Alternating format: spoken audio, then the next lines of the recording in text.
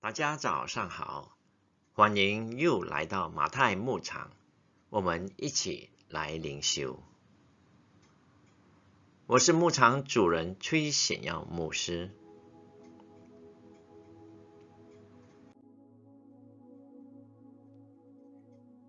成长不止修，天天来灵修。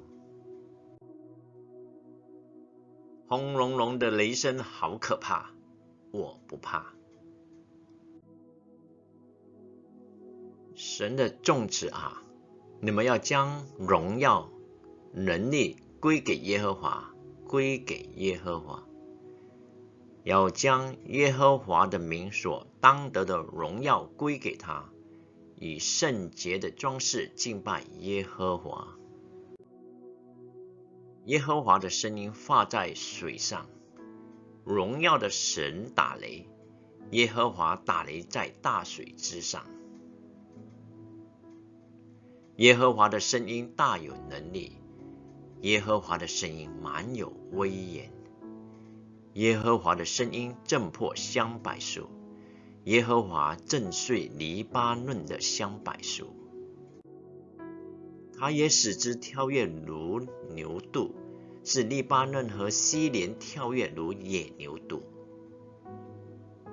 耶和华的声音使火焰分叉，耶和华的声音震动旷野，耶和华震动加底斯的旷野。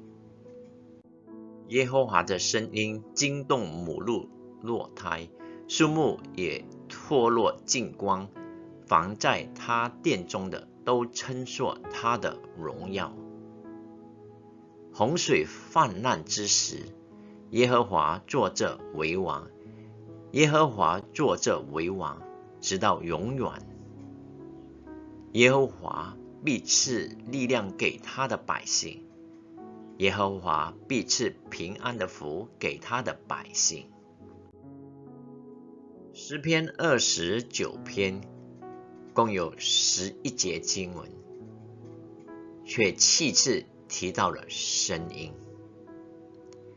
这个声音明显的就是宇宙大自然打雷的声音，是创造者耶和华的声音。耶和华的声音震破大树，震动旷野。耶和华的声音使火焰分叉，使母鹿落胎。大卫七次以耶和华的声音来显明荣耀，显明神创造的能力。我们当将神的威严与能力归荣耀于神。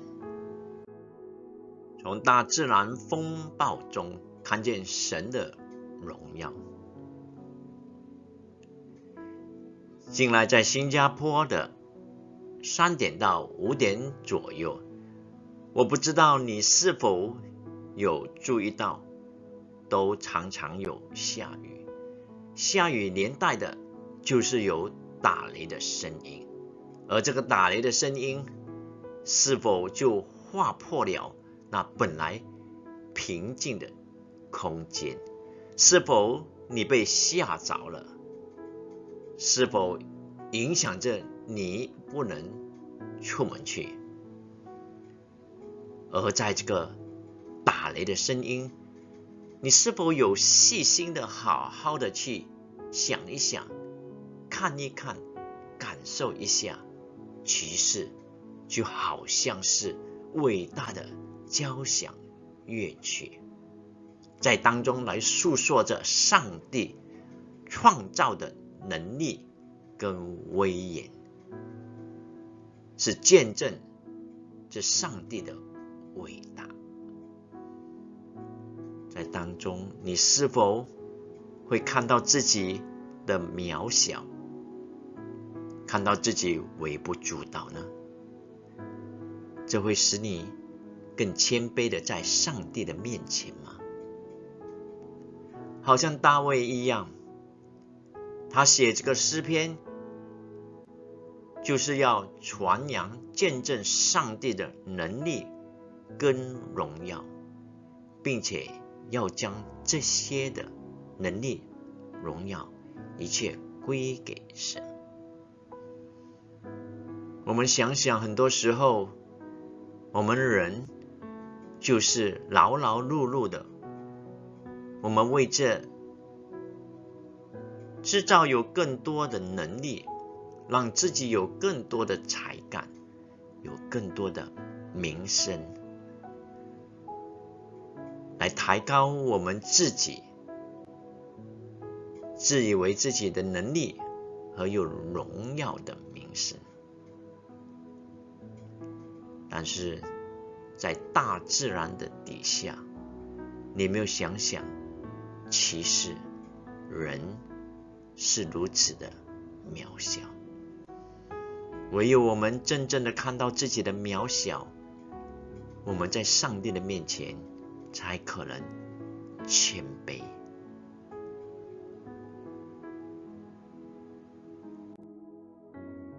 我们一起来祷告。天父上帝啊，很多时候我们在忙碌的当儿，我们没有真正的去欣赏这大自然，从这个大自然当中来体会到你所创造的美，并且在当中看到你奇妙的大能和威严。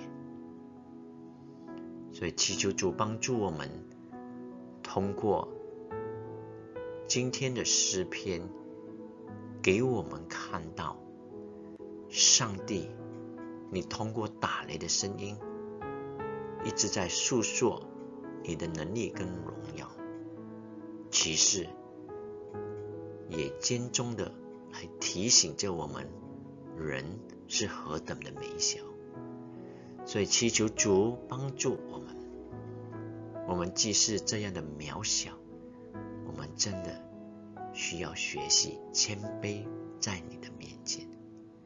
我们如此祷告，是奉耶稣基督宝贵的圣名，阿们。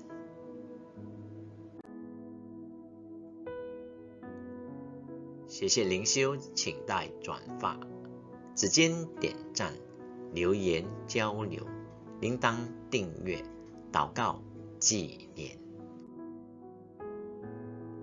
再见，耶稣爱你，与你同在。